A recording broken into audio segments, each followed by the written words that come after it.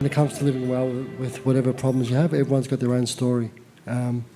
As for me, living well is that I've got opportunity to reach for the stars, to live the life that I choose, that I aspire to live the life a quality of life that I aspire to, like everybody else, to integrate myself and contribute equally, like everybody else. I have a quote on my whiteboard, or actually on my pin-up board, and it is basically, it's advocacy is to change to what is into what should be. It should already be there.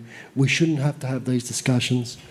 We shouldn't have to, lobby or go to governments or to speak to tell people how they can make our society more inclusive. Like we've all said here, I think the common theme here is it's accessibility for everybody.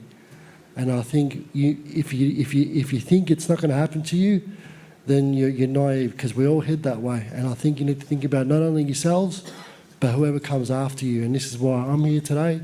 I guess this is why the guest panel are here today, because think about not just us, think about not just people with disabilities, but your own kids, your own grandkids. And what kind of future are they going to have? What about if they have an accident? What about if they end up being impaired? How are they going to live their lives? Every parent wants to know their kid's going to be okay before they go. So that's what living well means to me, to have those goals and aspirations brought to life. And I'm sure that there's a lot of common theme here. Thank you. Nidhi, what's living well for you? Living well for me is to travel without me asking questions about, can I have an accessible room? Because the dreaded shower or the bath is very difficult to get into. Living well for me is meaning that I can dance, I can scream, I can do everything as a normal person would do. I do not have to live in fear, and I have a better quality of life for everyday living and accessing services as a normal person would do, as an able-bodied person does.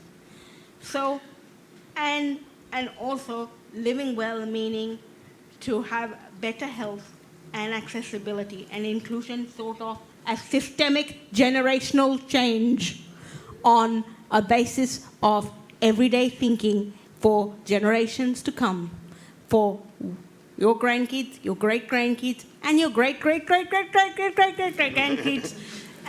And it has to be there. Be the change you want to see before you start opening your mouth and saying, this is not accessible, and complaining. Complain to make change happen. Thank you, Nidhi. Rocca, what's living well for you? Well, living well for me encompasses two components. One is physical, and of course, having a disability, I look after what I eat, and I like to do exercise and keep fit and strong. And the other one is very important, the mental well-being, how I keep my well-being in that area. And I think connections and enjoying dancing and having friends, going out and enjoying life. Before I had my accident, I was in my 20s, and I think you think that you have the world in your hands, and you will never think that accidents like that will happen to you. And adversities happen to anyone, and that is a reminder that we need to enjoy our lives now. And I try to live my present and to enjoy every single opportunity that I have. This is a lesson for all of us, because we don't know what will happen tomorrow. So that's my philosophy for living well, to enjoy, to have a positive attitude.